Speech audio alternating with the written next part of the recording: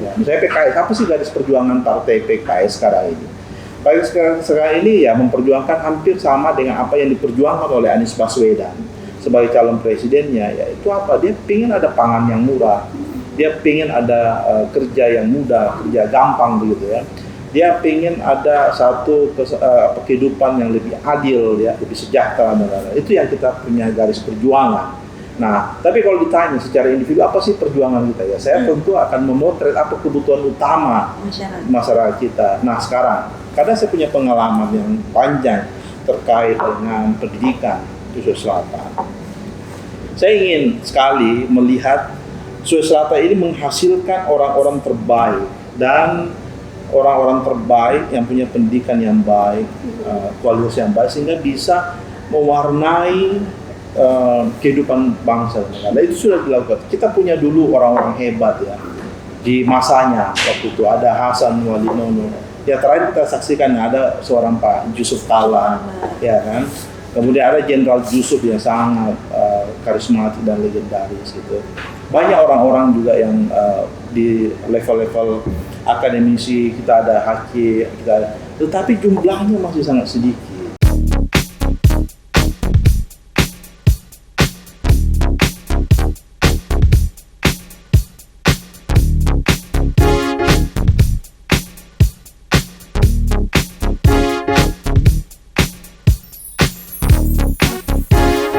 Assalamualaikum warahmatullahi wabarakatuh dan selamat pagi.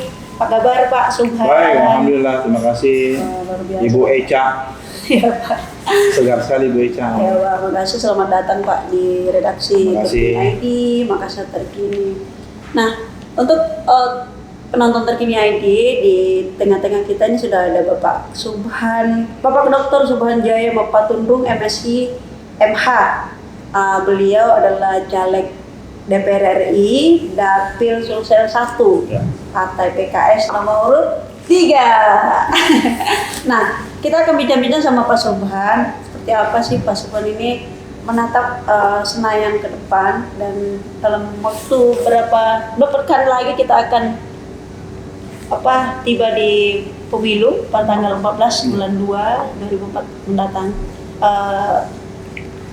Pak Subhan, gimana kesaran Bapak ini untuk menghadapi pemilu, Pak? Oh ya, terima kasih. Pertama saya sampaikan sudah diundang di Terkini ya, di Terkini. Ini kesempatan yang baik sekali buat saya juga untuk menyampaikan apa yang saya sudah pikiran, Pak, ya kira-kira itu. Dan ini hari-hari yang penuh dengan banyak sekali ya kegiatan-kegiatan yang harus kita turun langsung ke masyarakat. Waktunya makin sempit ya. Dan itulah yang kita lakukan nih, sosialisasi terus-menerus, kita masuk ke simpul-simpul, ke komunitas, ke keluarga, semua tempat. Dan saya banyak bersyukur juga bahwa di kesempatan kita sosialisasi itu bertemu dengan begitu banyak orang dengan begitu banyak latar belakang, ketemu dengan masyarakat paling bawah, kita bisa serap aspirasi mereka, apa harapan-harapannya. Dan itu yang paling penting, ternyata seorang politisi itu harus bisa mengelola harapan masyarakat. Karena hanya itulah mereka yang bisa berdialog dengan kita, menyampaikan hal yang mereka kira-kira dan bahkan itu apa sih sebenarnya di masyarakat itu.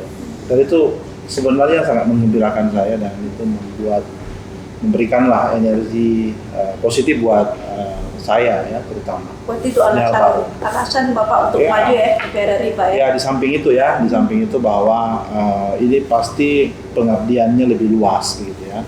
Selama ini seperti Ibu Eca ketahui, saya lebih banyak di korporasi sebagai profesional selama 27 tahun ya, selama 27 tahun. Dan ini memberikan peluang, kesempatan bagi saya pribadi untuk bisa mengabdi lebih luas di masyarakat begitu ya. Dan bekal pengalaman saya ini saya anggap sudah cukup ya untuk bisa mengabdi lebih luas, terutama di peran-peran sebagai insya Allah kalau ditakdirkan sebagai anggota DPR pusat yang memang tugasnya itu berat karena harus bisa mengakselerasi dan dia harus bisa menjadi penyambung, ya, penyambung aspirasi itu. Dan meskipun peran-perannya sudah ditetapkan sedemikian rupa, ya, ketiga itu di bidang legislasi, budgeting dan pengawasan, tetapi tidak banyak orang bisa memahami peran-peran itu. Bahkan orang yang sudah duduk pun sebenarnya belum, ya saya lihat ya, dan masyarakat juga menilai bahwa ini belum maksimal dilakukan, gitu ya. Dan harapan masyarakat besar sekali agar peran-peran itu bisa dimaksimalkan supaya apa? Supaya bisa tadi mengakselerasi kesejahteraan masyarakat, gitu ya. Mengakselerasi apa yang memang selama ini tertinggal, begitu ya. Dan itulah harusnya yang dilakukan. Dan itu masih banyak belum maksimal lah, kira-kira begitu yang saya lihat di masyarakat. Kan di Dapil 3 ini meliputi Makassar. Dapil 1 ini meliputi Makassar, Goa, Takalar, Ya. Jeneponto, Bantaeng, Selayar. Nah, Pak, mungkin selama ini kan sudah jalan nih lihat ke masyarakat sosialisasi dari Dapil 1 itu, Pak. Kalau mau lihat, mendengarkan, melihat dan masyarakat itu seperti apa mereka ingin harapkan, Pak? Yang Ya. Bapak dengar dari mereka. Ya, secara umum sebenarnya hampir sama ya, keluhan-keluhan di masyarakat itu terkait dengan misalnya kehidupan yang memang tidak memberikan dia peluang yang bagus untuk masuk ke misalnya ke lapangan kerja. Kemudian mereka yang bertani misalnya, dia masih mengeluhkan banyak hal terkait dengan sarana produksinya, pertanian itu. Kemudian bagi anak-anak muda juga demikian juga, hampir rata sebenarnya keluhan. Makanya saya juga cukup heran ya, dan agak khawatir mengenai bagaimana kehidupan masyarakat ini di bawah ya, di bawah ini penuh dengan persoalan-persoalan yang harusnya bisa menjadi agenda pemerintah ya, baik di tingkat daerah, provinsi dengan pusat begitu ya. Jadi itu ya hampir seragam seperti itu. Kalau kita tanya mengenai pekerjaan, dia bilang aduh susah bekerja. Kalau kita tanya bagaimana pupuk misalnya, mengeluh, aduh ini kita pupuk susah. Dan itu real, dan itu terjadi gitu di masyarakat. Bagaimana pendidikan? Ya memang pendidikannya tidak bayar, tetapi untuk alat-alat sekolah juga makin mahal gitu kan. Dan ya artinya dia butuh support, ya butuh satu support system di dalam bukan hanya di dalam lingkungan setempat, tapi juga pemerintah secara luas untuk bisa masyarakat ini bisa lebih bisa dibantu gitu ya, dibantu dalam kehidupan sehari-hari ini. Itu Bu Eca. Pak, kan tadi saya menyimak Bapak sudah 27 tahun di Kala. Dan saat ini Bapak sebagai Chief Corporate Secretaries Legal and Marketing Official Kala. Pak, boleh ceritakan sedikit Pak tentang Pak Subhan, kecil sampai sekarang. Oh ya, saya itu lahir di Takalar ya, di Takalar 50 tahun yang lalu, sudah cukup berusia ya. Kemudian SMP juga di SD di Takalar, di SD Center, kemudian di SMP di Takalar juga SMP 1. Nah kebetulan waktu SMA saya mendapatkan beasiswa ya, melalui Yayasan Bukaka. Jadi sebenarnya ini adalah yayasan dimiliki oleh keluarga Pak Yusuf Kala. Dikirim ke Bandung dengan harapan agar kita ini bisa mendapatkan satu pendidikan yang lebih baik ya pada masa itu. Saya ke Bandung tahun 88 dan sudah diminta agar bisa masuk ke perguruan tinggi terbaik. Jadi bukan hanya saya, banyak yang dikirim. Sekarang udah mungkin ratusan, di angkatan saya 8 orang, kemudian ada 18, setelah itu ada puluhan orang, dan sekarang masih berlanjut juga, tapi melalui Yayasan Haji Kala. Yayasan Haji Kala sudah memberikan beasiswa banyak sekali, ribuan, dengan skema yang berbeda-beda tentu saja. Jadi kemudian setelah tamat SMA saya ke Jogja, kuliah di Universitas Gadjah Mada, saya di Fakultas Ilmu Sosial Politik. Kemudian setelah itu kembali dipanggil mengabdi di di Pak Yusuf Kala untuk menemani beliau sebenarnya di dalam hal beliau aktif kan di berbagai organisasi, terutama di Kadin, dan aktif menyuarakan kawasan timur Indonesia di masa itu ya, di awal-awal di tahun-tahun 96, 97, 98. Bahkan saya sempat jadi tim asistensi Badan Pekerja MPR fraksi utusan daerah, di mana Pak JK sebagai anggota MPR fraksi utusan daerah. Itu saya banyak belajar sebenarnya proses-proses yang ada di MPR pada masa itu ya. Dan setelah itu saya lanjut di Kala sampai kemudian sekarang ini saya dipercaya sebagai Chief Corporate Secretary, sekretaris perusahaan ya. Kemudian fungsinya juga di legal dan marketing gitu ya, marketing. Kira-kira itu. 27 tahun. 27 tahun bekerja. Ya.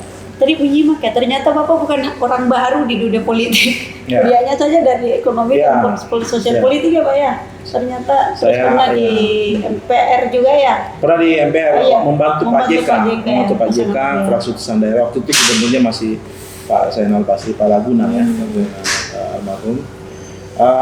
Ya saya kembali sambil bekerja, saya juga kuliah S2-nya di Ekonomi Sumber Daya di Unhas, S3 Administrasi Publik juga di Unhas. Kemudian di tahun 2016 ya, 2015-2016 saya juga ambil kuliah di Universitas Muslim Indonesia, program sore sih, setelah sore itu Fakultas Hukum. Paralel saya ambil juga di Fakultas Hukum ya, Magister Ilmu Hukum di Unhas ya. Jadi saya dapatkan Magister Ilmu Hukum itu di tahun 2020 ya, 2020. Dan di Fakultas Ekonomi di Simbungan ya, itu dekat sini.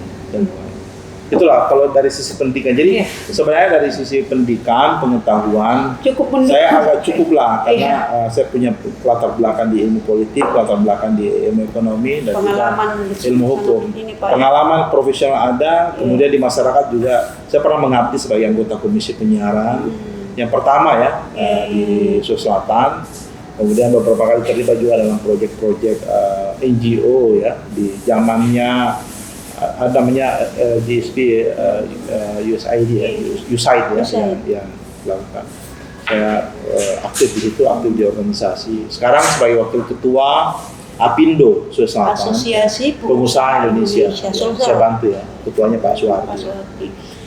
Ini sangat luar biasa. Tadi kita sudah menyimak seperti apa latar belakang Pak Subhan, mulai dari pendidikan, aktivitas masyarakat, kegiatan profesionalnya, dan ini untuk para pemilih juga pastinya ingin tahu ya seperti apa. Pastinya nyari juga kamu tuh ya, jangan sampai salah milih ya, karena pastinya kita pasti nyari pemilih cerdas, nyari pemilih yang rasional ya, bukan irasional Pak. Jadi pastinya ini tadi kita sudah simak. Nah Pak, pasti ada yang prioritas yang akan Bapak perjuangkan untuk di dapil 1 Pak. Ya. Tadi saya sudah sampaikan ya bahwa menjadi anggota DPR Pusat itu bukan pekerjaan yang mudah dan ringan. Dia butuh pengalaman, dia butuh juga pengetahuan yang cukup ya, agar bisa memainkan atau menjalankan peran-peran yang sangat strategis di level pusat gitu ya. Ada peran-peran di di pembuatan anggaran, dan dia harus paham betul bagaimana mekanisme anggaran itu berjalan, dan bagaimana dia bisa mempengaruhi kebijakan-kebijakan anggaran terkait dengan kepentingan nasional sebenarnya, tapi lebih yang karena dia dipilih oleh masyarakat di sini, berarti dia harus bisa juga menjalankan, mempengaruhi kebijakan-kebijakan anggaran itu untuk kepentingan daerah. Bacaan hal banyak ya di bidang infrastruktur, di bidang pendidikan dan lain-lain ya, termasuk itu. Kemudian di bidang legislasi misalnya, dia harus tahu betul apa yang menjadi prioritas untuk memasukkan, menggolkan peraturan-peraturan perundangan yang mengubah undang-undang yang kurang berjalan dengan baik atau tidak terlalu berpihak kepada kepentingan masalah, itu yang harus dia jalankan. Itu luar biasa berat. Nah, yang tidak kalah pentingnya, dan ini adalah tanggung jawab yang independen dari anggota adalah pengawasan. Apa yang diawasi? Yang diawasi adalah tadi penggunaan anggaran itu Kemudian diawasi juga bagaimana implementasi dari peraturan perundang. Nah, kembali ke pertanyaan, terus apa peran saya? Nah, peran saya adalah itu, ya. Banyak orang yang mungkin bukan salah sangka ya, bukan. Memang saya adalah belum mengetahui persis apa yang sebenarnya sudah dilakukan oleh DPR. DPR itu dicalonkan oleh partai, beda dengan DPD. DPD individual, gitu kan. Kalau dia dicalonkan oleh partai, berarti sebenarnya adalah memperjuangkan garis perjuangan partai. Ya, misalnya PKS, apa sih garis perjuangan partai PKS sekarang ini? Sekarang ini ya memperjuangkan hampir sama dengan apa yang diperjuangkan oleh Anies Baswedan sebagai calon presidennya. Yaitu apa? Dia ingin ada pangan yang murah, dia ingin ada kerja yang mudah, kerja gampang begitu ya.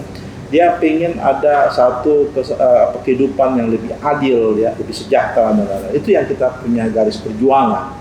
Nah, tapi kalau ditanya secara individu apa sih perjuangan kita ya? Saya tentu akan memotret apa kebutuhan utama masyarakat kita. Nah, sekarang karena saya punya pengalaman yang panjang terkait dengan pendidikan di Sulawesi Selatan, saya ingin sekali melihat Sulawesi Selatan ini menghasilkan orang-orang terbaik dan orang-orang terbaik yang punya pendidikan yang baik, kualitas yang baik, sehingga bisa mewarnai kehidupan bangsa. Nah, itu sudah dilakukan. Kita punya dulu orang-orang hebat ya di masanya. Waktu itu ada Hasan Wali Nono. Ya, terakhir kita saksikan ada seorang Pak Yusuf Kalla, ya kan. Kemudian ada Jenderal Yusuf yang sangat karismatik dan legendaris gitu. Banyak orang-orang juga yang di level-level akademisi, kita ada Haki, tetapi jumlahnya masih sangat sedikit. Ya. Sekarang mungkin ada di eselon-eselon satu di Jakarta ya, itu juga jumlahnya tidak terlalu banyak begitu ya. Nah, dari mana asal semua itu? Ya dari pendidikan kita. Kalau pendidikan kita baik, dari semua jenjang ya, dari semua jenjang itu pasti akan bisa berkompetisi dengan sangat baik di level nasional. Ya. Apalagi kita bicara level internasional begitu ya. Kita ingin ada orang-orang Sulawesi Selatan yang mampu ke sana gitu kan, mampu ke arah sana. Nah, kita lihat nih, berapa banyak sih? Sekarang saya tanya misalnya, ada nggak datanya? Berapa banyak sekolah di Sulawesi Selatan ini yang masuk di dalam 1000 sekolah SMA terbaik di Indonesia berdasarkan UTBK itu tidak banyak. Ya mungkin hanya 5 sampai 10, saya tidak tahu data pastinya ya, tapi tidak banyak lah, tidak banyak gitu. Dan dia juga bukan di urutan yang papan atas yang 10 besar, tidak. Itu dia masih papan menengah, bahkan di level-level bawah. Kita ingin mengakselerasi itu ya. Dan saya memang ada cara saya berkomunikasi dengan masyarakat terkait dengan tagline saya yang pendidikan itu semua. Karena saya percaya betul bahwa pendidikan inilah yang pendidikan yang adil ya, yang inklusif, yang membuat akses orang semua sama untuk mendapatkan pendidikan itu. Itu bisa terjadi, ya, itu bisa terjadi di level nasional dan tentu saja apalagi di daerah kita. Kan saya percaya hanya pendidikanlah yang mampu mengubah masyarakat, mengubah kesejahteraan mereka, ya. Karena dia bisa melakukan mobilitas vertikal tuh, ya. Orang yang punya pendidikan yang baik itu adalah vertikal. Saya sedih sekali. Saya kemarin ketemu di dapil saya di Takalar, gitu kan. Dan masih keluarga. Orang tuanya pengrajin, pengrajin yang bikin pot bunga dan lain-lain gitu kan. Ada anaknya, saya tanya, ini kamu sekolah? Dia SMA. Tapi setelah saya tanya, ada cita-cita masuk perguruan tinggi? Tidak, saya mau membantu bapak saya saja. Itu karena keterbatasan ekonomi gitu kan. Saya paham bahwa sekarang begitu banyak program pemerintah ya di dalam memberikan akses memberikan akses yang baik lah kepada pendidikan tinggi, misalnya melalui beasiswa bidik misi dan lain-lain gitu ya. Tapi itu juga bukan hal yang mudah untuk dicapai orang itu, ya kan? Dan tidak setara lah, ya kan? Orang tidak bisa akses semua itu kan. Padahal pendidikan tinggi itu sangat bermanfaat buat orang untuk meningkatkan kompetisi dia, ya. Jadi meningkatkan nilai tawarnya dia di dunia pekerjaan. Banyak program pemerintah saya paham ya, untuk bisa pendidikan ini bukan hanya pendidikan formal, ada pendidikan yang lain-lain termasuk vokasi sekarang lebih digencarkan, tetapi itu belum menyentuh secara merata masyarakat. Gitu, Bu Eca. Ada yang menarik Pak, selama pencalonan Pak Suparno itu dapat dukungan dari para pekerja. Nah itu gimana tuh? Ya, saya memang di endorse oleh organisasi saya, ya, dan kawan-kawan gitu. Dan kebetulan kemarin ketemu dengan KSPSI ya, teman-teman Pak Muiz ya. Pak Muiz saya terima kasih sekali. Saya tadinya diskusi sama mereka gitu. Mereka ini kan mendukung Anies Baswedan ya, karena cita-cita garis perjuangan buruh ini sama. Yang disampaikan oleh Anies, dicocok lah itu kan secara ideologi. PKS dengan Pak Anies. PKS dengan Anies gitu ya. Tapi ini Anies lah gitu kan. Dia ngobrol sama saya bahwa ini nggak bisa kalau cuma Anies Baswedan, dia butuh juga dukungan parlemen. Dan dia belum ketemu figur. Ya saya berdialog, saya bilang kalau Anda dukung saya, itu Anda tidak mendukung orang lain karena saya ini pekerja. Jadi pekerja sama, buruh juga sama dengan teman-teman yang ada di serikat. Karena sepanjang kita masih menerima upah dari orang lain itu ya definisinya pekerja. Ya. Artinya adalah saya paham betul mengenai garis perjuangan serikat, garis perjuangan buruh gitu kan, garis perjuangan buruh. Jadi ya saya kira itu mereka mendukung keluarga sendiri, keluarga besar. Dan mereka sepakat dan sangat solid. Mereka ini kan homogen ya, buruh kepentingannya sama gitu kan. Mereka ini apa sih kepentingannya? Dia pengen security aja di dalam bekerja, ada jaminan keamanan bekerja, kenyamanannya bekerja, hak-hak normatifnya dipenuhi gitu kan. Bisa bekerja dengan tenang gitu kan, tidak terancam oleh pengusaha, ada ancaman PHK lah, macam-macam gitu kan. Dia mau bekerja dengan baik, dengan aman, dengan tenang gitu kan, dan diberikan hak-haknya. Kemudian ya mereka pengen ada pertumbuhan ya, kesejahteraannya juga tumbuh ya. Dia juga mendorong bagaimana peningkatan ekonomi agar mereka juga bisa tumbuh kesejahteraannya. Itu saja. Tidak ada hal yang lain ya. Pak, ini kan sudah lama bermanuver, melakukan persiapan di masyarakat. Tentunya pasti sudah punya juga prediksi berapa sih target suara yang ingin bisa duduk di DPR. Ini persaingan yang keras ya. Dapil itu persaingan yang keras. Semua partai berupaya untuk mendapatkan simpati masyarakat, mendapatkan pemilih ya. Jadi kalau kita lihat peluang partai dulu. Alhamdulillah PKS sekarang ini karena konsisten dan masyarakat melihat itu, menilai itu. Alhamdulillah PKS sekarang menjadi pilihan masyarakat banyak. Ya di samping bahwa dukungan ke Anies Baswedan juga itu cukup mempengaruhi bagaimana preferensi politik dari masyarakat, dari pemilih itu ke PKS. Jadi PKS juga sudah beberapa kali ikut pemilu ya, dan cukup diterima dan naik terus tuh perolehannya gitu kan. Karena konsistensi dalam memperjuangkan apa yang menjadi visi misi partai gitu ya. Jadi diterima. Saya banyak mendengar dan juga melihat langsung di lapangan, insya Allah PKS ini bisa dapatkan kursi di dapil 1 ya, dapil 1 ya. Ya mudah-mudahan bisa kursi yang atas ya, bisa kursi yang bagus itu. Kita tetap berjuang untuk mendapatkan tidak hanya 1 tapi bisa 2 kursi. Tergantung dari bagaimana teman-teman sesama caleg ini bisa saling membantu, saling support ya untuk bisa mendapatkan kursi ya. Nah, kalau dikatakan berapa jumlahnya, itu tergantung komposisi partai dan komposisi caleg ya. Kalau di tahun 2019 kursi terakhir itu nilainya 128.000, sorry. PKB ya, kursi PKS kursi ke-9, beda kurang lebih beda 10.000 ya suara dengan PKB ya di zaman dulu. Tapi sekarang mungkin nilainya makin tidak terlalu sebesar 2019 karena akan ada distribusi suara ke partai-partai yang lebih banyak ya dibandingkan tahun sebelumnya gitu kan. Nah, kalau pertanyaannya berapa suara ini tadi ya, kita berjuang sebanyak-banyaknya. Kita berjuang untuk kursi partai dulu dia dapatkan. Nah, kalau calegnya sendiri ya tergantung takdir masing-masing. Jelas bahwa saya sudah cukup keras berupaya membantu PKS untuk mendapatkan kursi itu. Kalau saya ditakdirkan, alhamdulillah. Kalau untuk mendapatkan kursi itu.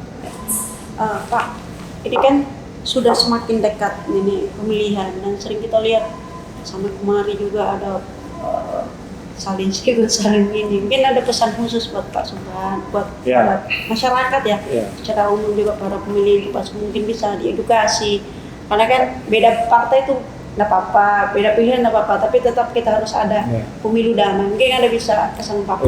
Ini sebenarnya terima kasih ya. Ini pertanyaan yang bagus sekali buat saya dan ini ingin saya sampaikan langsung ke masyarakat. Sama saya tahu di minggu-minggu terakhir ini akan banyak begitu godaan besar sekali, godaan-godaan dari para caleg yang untuk mempengaruhi pilihan-pilihan masyarakat. Ya banyak caranya, ya banyak cara. Ada cara-cara yang seharusnya dilarang oleh undang-undang, ya katakanlah money politik dan lain sebagainya. Cara dia intimidasi mungkin ada juga dan lain-lain. Tapi saya ingin sampaikan bahwa sebagai pemilih sebagai masyarakat, kita harus lebih baik lagi, lebih cerdas lagi, lebih bijak lagi dalam menyalurkan suara gitu kan. Karena jangan sampai 5 tahun sekali ini kita selalu jatuh ke lubang yang sama. Ya, jatuh ke lubang yang sama. Kita nanti pada saat selesai memilih kemudian kembali lagi mengeluh tentang A, B, C, D, mengeluh tentang hidup yang sulit, mengeluh lagi bahwa ini ada caleg yang sudah terpilih tidak datang lagi ke dapil kita, mengeluh tentang ini, ini caleg sudah susah dihubungi. Karena bukan gara-gara kita semua juga gitu kan. Ya karena transaksional tadi ini. Jadi orang hanya ingin punya nafsu berkuasa, nafsu untuk dipilih saja ya kan. Tapi setelah itu dia tidak tahu apa yang harus dia lakukan. Jadi pesan saya adalah lihatlah rekam jejaknya. Lihatlah apakah memang si caleg ini atau orang yang akan kita pilih ini betul-betul punya pengalaman, punya pengetahuan, punya kualitas, punya kompetensi yang bisa memperjuangkan kita. Gitu kan. Karena kalau hanya menimbang-nimbang apa yang diberikan itu tidak layak sebenarnya dipersandingkan dengan nasib masa depan kita semua gitu kan. Ya katakanlah berapa sih uang atau berapa sembako yang disampaikan. Misalnya kalau itu yang akan mempengaruhi pilihan.